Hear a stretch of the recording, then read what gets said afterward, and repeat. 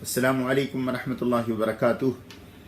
بسم اللہ الرحمن الرحیم. نحمده ونصلی ونسلم علی سید الانبیاء والمرسلین. اما بعد فاعوذ باللہ من الشیطان الرجیم. بسم اللہ الرحمن الرحیم. الف لام را تلک آیات الکتاب المبین. انا انزلناہ قرآنا عربیا لعلکم تعقلون. صدق اللہ العظیم. قابل قدر سامعین کرام، رمضان المبارک اپنے اختتام کو جا رہا ہے، اور جہاں کہیں بھی مسلمان آباد ہیں قرآن کریم سننے اور سنانے کا اہتمام کرتے ہیں. اور آج کل تراویح کا دورہ ہے. تراویح میں ختم قرآن کریم کا سلسلہ ہر طرف جاری ہے. چنانچہ آج ہم ذکر کرتے ہیں حضور علیہ السلام کے ان دو صحابہ کرام کا کہ جن کو اللہ نے قرآن پر بڑی مہارت دی تھی اور قرآن کے ساتھ ان کا شغف تھا، اور ان کو قرآن کے ساتھ تعلق کی وجہ سے حضور صلی اللہ علیہ وسلم کی بے پناہ محبت حاصل تھی. چنانچہ اللہ کے رسول علیہ السلام نے اپنے صحابہ کی اس انداز سے تربیت فرمائی کہ قرآن کریم ان کے اندر رچ بس گیا، اور وہ قرآن کریم کے ساتھ ایسے جڑ گئے کہ ان کا اوڑھنا بچھونا قرآن بن گیا. حضور علیہ السلام پر جیسے ہی قرآن کریم کا کوئی حصہ نازل ہوتا، حضور علیہ السلام سب سے پہلے تو اس کو پڑھنے میں جلدی کرتے. اللہ نے اس پر کہا سنقرئک فلا تنسیٰ، اے پیغمبر ہم آپ کو پڑھائیں گے، ہم آپ پر اس قرآن کی تلاوت کرائیں گے، فلا تنسیٰ، پھر آپ بھولیں گے نہیں. یہ پہلا وعدہ تھا حضور علیہ السلام سے. اور دوسرا وعدہ اللہ نے اپنے رسول سے یہ فرمایا ان علینا جمعہ وقرآنہ، کہ اس قرآن کا جمع کرنا اور اس کا پڑھانا ہماری ذمہ داری ہے. اللہ نے کہا گویا اس قرآن کی آیات کا اکٹھا کرنا اور اس کو زبانوں پہ جاری کرا دینا، اللہ نے فرمایا یہ میرا کام ہے، میری ذمہ داری ہے. اور تیسری چیز جو اللہ سبحانہ و تعالی نے اپنے رسول علیہ السلام کو فرمائی اور اللہ نے قرآن میں اس کا ذکر فرمایا، وہ ہے ان علینا جمعہ وقرآنہ کے بعد انا لہ لحافظون. انا نحن نزلنا الذکر وانا لہ لحافظون، ہم اس کے اتارنے والے ہیں اور ہم ہی اس کی حفاظت کریں گے. چنانچہ یہ وعدے اللہ کے رسول علیہ السلام سے اللہ سبحانہ و تعالی نے فرمائے. اور پھر چوتھا وعدہ اللہ نے یہ فرمایا بل هو آیات بینات فی صدور الذین اوتوا العلم، کہ یہ وہ آیات ہیں جو کہ رہتی دنیا تک اہل علم کے سینوں میں چلتی رہیں گی. ان کا سلسلہ چلتا رہے گا، یعنی ایک جماعت ایسی رہے گی جو قرآن پڑھتی پڑھاتی رہے گی. چنانچہ یہ وعدے اللہ نے اپنے رسول علیہ السلام سے کیے، اور اللہ کے رسول علیہ السلام کا اپنا یہ اہتمام ہوتا تھا جیسے کوئی آیت اترتی، صحابہ میں سے جو لکھنے والے ہوتے جس کو کاتب وحی بھی کہا جاتا ہے، ان میں سے ان وحی کے لکھنے والوں میں سے کسی کو آپ بلاتے اور ان کو وہ آیت لکھوا لیتے اور بتا دیتے کہ اس کو فلاں جگہ پہ آپ رکھ دو، فلاں جگہ پہ آپ اس کو شامل کر لو، بس فلاں سورت کے فلاں حصے میں اس کو رکھ دو. اس انداز سے قرآن کریم نازل ہوا. تو دو انداز سے، ایک تو خود اللہ کے رسول علیہ السلام نے لکھوانے کا اہتمام کیا اور دوسرا پڑھانے کا بھی اہتمام کیا. کبھی ایسے ہوتا کہ آپ صلی اللہ علیہ وسلم سناتے اور صحابہ کرام اس کو سنتے، اور کبھی ایسا ہوتا کہ اللہ کے رسول علیہ السلام اس سبق کو پھر صحابہ کرام سے کہتے کہ تم سناؤ. حضرت عبداللہ ابن مسعود رضی اللہ تعالی عنہ بڑے جلیل القدر صحابی ہیں، اور صحابہ میں فقیہ صحابی ہیں، ان کو اللہ نے علم کا ایک خاص حصہ عطا فرمایا. چنانچہ اللہ کے رسول علیہ السلام نے ایک مرتبہ ان سے کہا کہ عبداللہ ابن مسعود ذرا مجھے قرآن تو سناؤ، اقرأ علی القرآن، اقرأ علی القرآن، مجھے قرآن سناؤ. تو حضرت عبداللہ ابن مسعود نے عرض کیا یا رسول اللہ قرآن تو آپ پر اترتا ہے، میں آپ پر قرآن پڑھوں؟ فرمایا ہاں مجھے پسند ہے۔ تو حضرت عبداللہ ابن مسعود نے قرآن پڑھنا شروع کیا اور سورہ نساء کی آیت پڑھنا شروع کی۔ سورہ نساء شروع کر دی، یا ایھا الناس اتقوا ربکم الذی خلقکم من نفس واحدہ وخلق منها زوجہا وبث منہما رجالا کثیرا، اور پڑھتے گئے۔ حضور علیہ الصلوۃ والسلام کی زبان سے نکلا جب یہ پڑھ رہے تھے، حسبک، ذرا ٹھہر جا۔ حضرت عبداللہ بن مسعود کہتے ہیں میں جب اس آیت پہ پہنچا فَكَيْفَ إِذَا جِئْنَا مِن كُلِّ أُمَّةٍ بِشَهِيدٍ وَجِئْنَا بِكَ عَلَى هَؤُلَاءِ شَهِيدًا، کہ اس وقت کیا عالم ہوگا، فَكَيْفَ إِذَا جِئْنَا، کہ جب ہم لے آئیں گے، جب ہم اکٹھا کریں گے، فَكَيْفَ إِذَا جِئْنَا مِن كُلِّ، ہر ایک جماعت، ہر ایک امت میں سے ایک گواہ کو، شہید کو اٹھائیں گے، اور پھر ان پر ہم آپ کو گواہ کے طور پہ لے آئیں گے، شہید کے طور پہ لے آئیں گے۔ بس یہ وہ منظر تھا قیامت کا جسے اللہ نے سورت کے اندر بیان فرمایا۔ حضور علیہ الصلوۃ والسلام پر حضرت عبداللہ ابن مسعود کی اس تلاوت کا اور قیامت کے اس منظر کا اتنا اثر ہوا کہ آپ کی آنکھوں سے آنسو جاری ہو گئے۔ تب آپ نے کہا رک جاؤ۔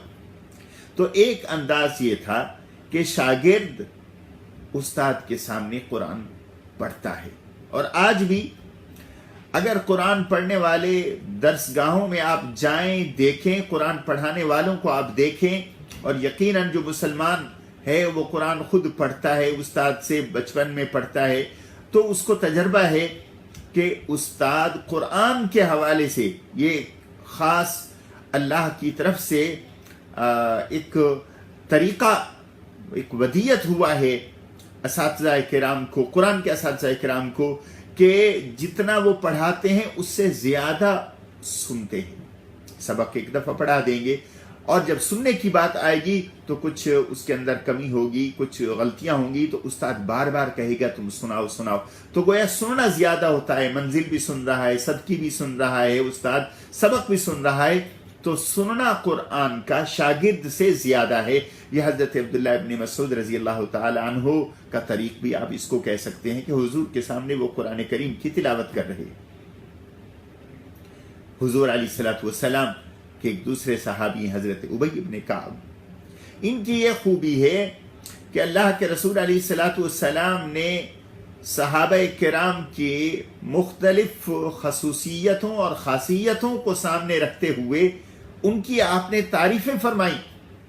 بلکہ اگر میں یوں کہوں کہ اللہ کے رسول علیہ الصلوۃ والسلام کے جو صفات عالیہ ہیں وہ کسی ایک فرد کے اندر منتقل ہونا ناممکن تھا۔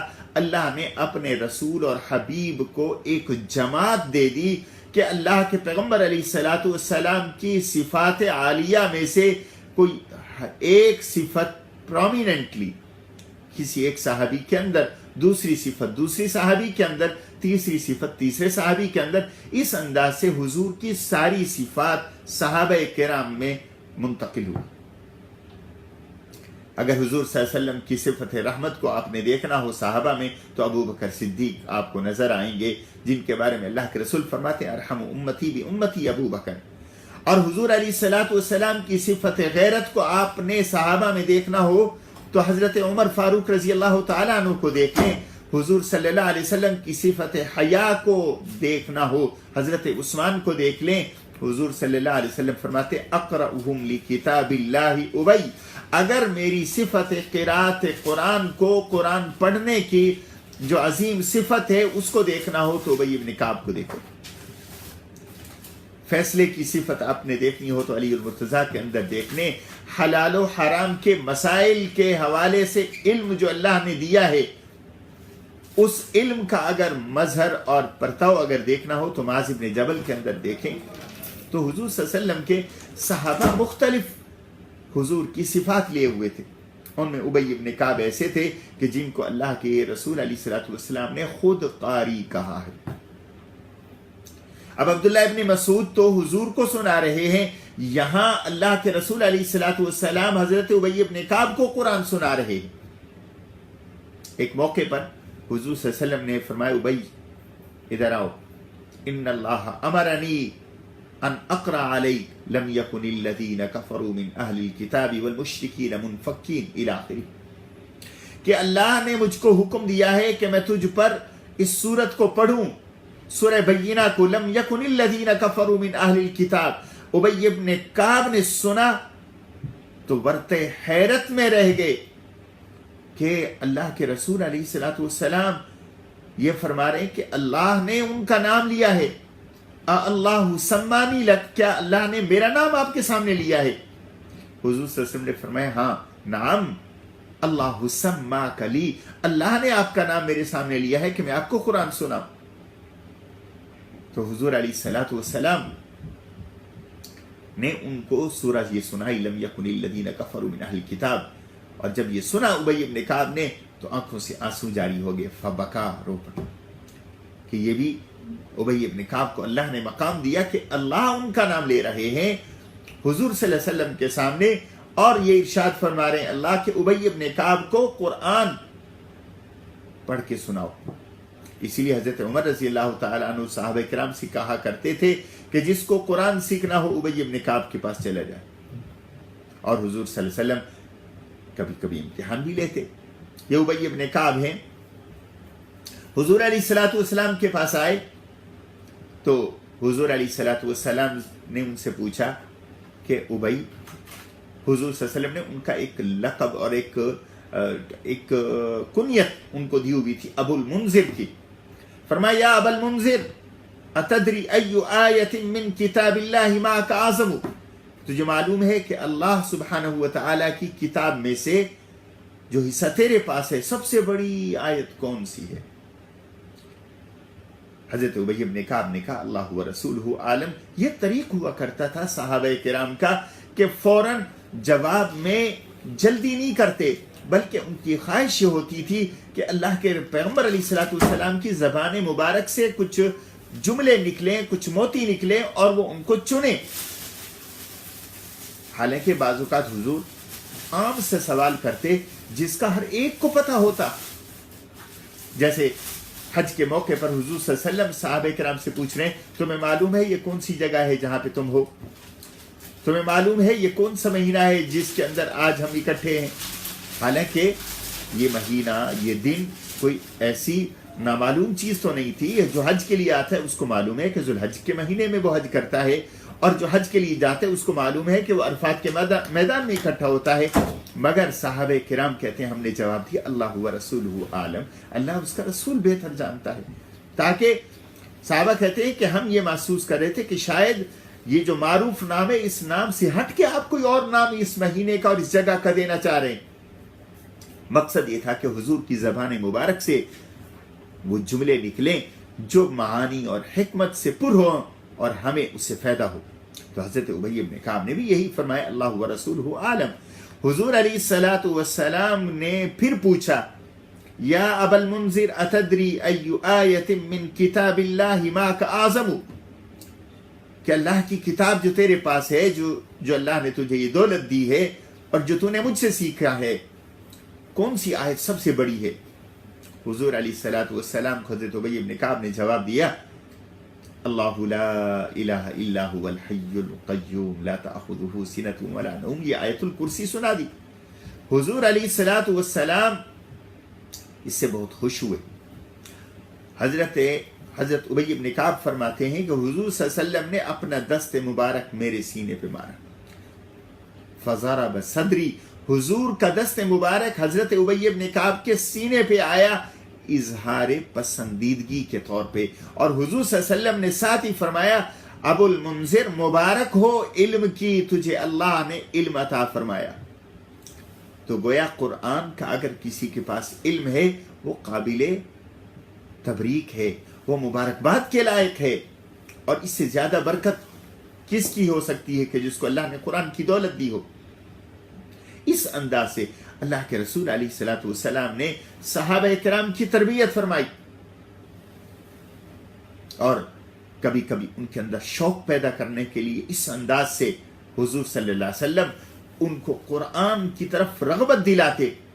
हज़रत उबय इब्न काब फरमाते हैं कि मैं हुजूर सल्लल्लाहु अलैहि वसल्लम के पास आया, हुजूर अलैहिस्सलातु वस्सलाम ने फरमाया कि ابی میں آج تجھ کو ایسی صورت سکھاؤں گا کہ جو صورت اللہ نے نہ تورات میں نازل کی، نہ انجیل میں نازل کی، نہ زبور میں نازل کی، نہ قرآن میں نازل کی،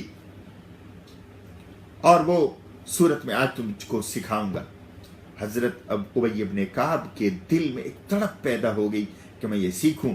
کہنے لگے یا رسول اللہ اس وقت تک اس دروازے سے باہر نہیں جاؤں گا جب تک کہ آپ سے یہ سیکھ نہ لوں۔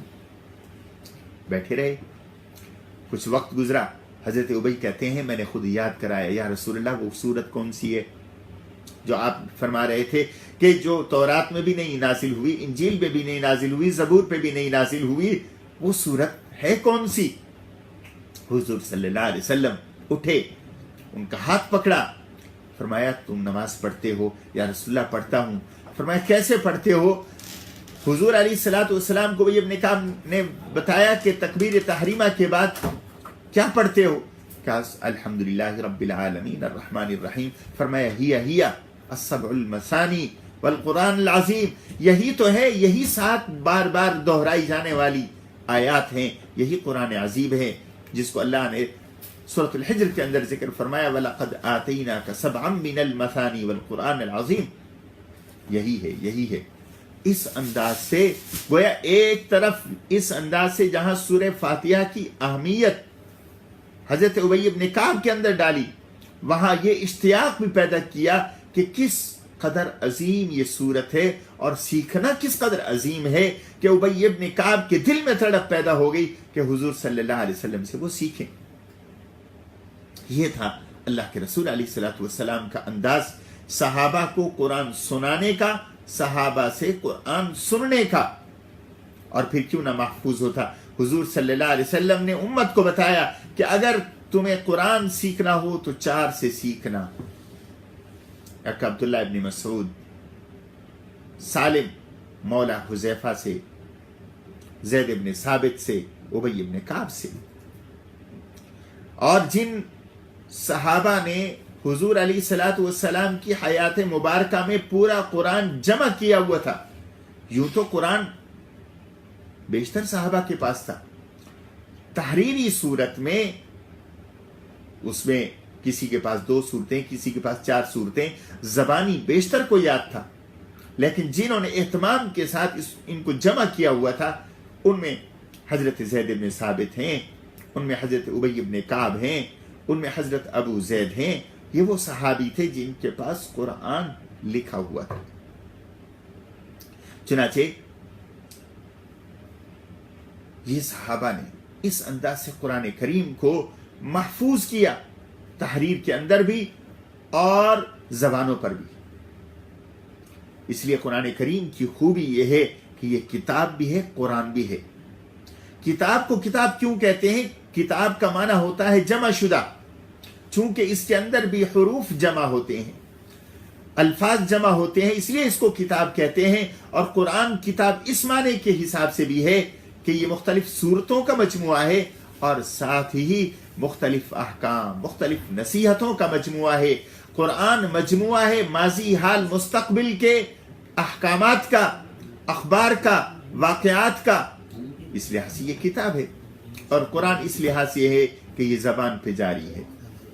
1400 سال سے امت کے افراد، لاکھوں نہیں کروڑوں اور اربوں انسانوں نے قرآن پڑھ رہے ہیں، اور قیامت تک یہ سلسلہ چلتا رہے گا۔ یہ قرآن کریم کو اللہ نے خوبی دی کہ اس کو کتاب بھی بنایا، قرآن بھی بنایا۔ دنیا کی کوئی اور مذہبی دینی کتاب آپ کو ایسی نہیں ملے گی جس کی حیثیت قرآن، جس کی حیثیت کتاب کی بھی ہو اور ساتھ ہی تلاوت بھی اس کی ہوتی ہو۔ ہم خود جانتے ہیں سکھوں کے پاس کتاب ہے، وہ صرف برکت کے لیے، ان کا ایک نسخہ ان کے مندر کے اندر موجود ہوگا، اور ایک ان کا مذہبی رہنما بس اس کے سامنے بیٹھا ہوگا، لوگ آئیں گے اس کے احترام میں جھک جائیں گے اور چلے جائیں گے۔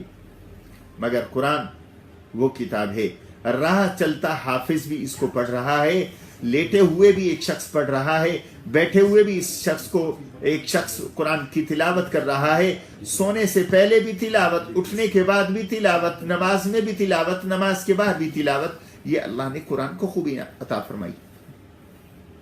اور یہ اللہ کے رسول علیہ الصلوۃ والسلام نے اس انداز سے صحابہ کرام کی تربیت فرمائی. تو اللہ تعالیٰ مجھے بھی آپ کو بھی قرآن کا یہ شوق اور شغف نصیب فرمائے. وما علینا الا البلاغ المبین.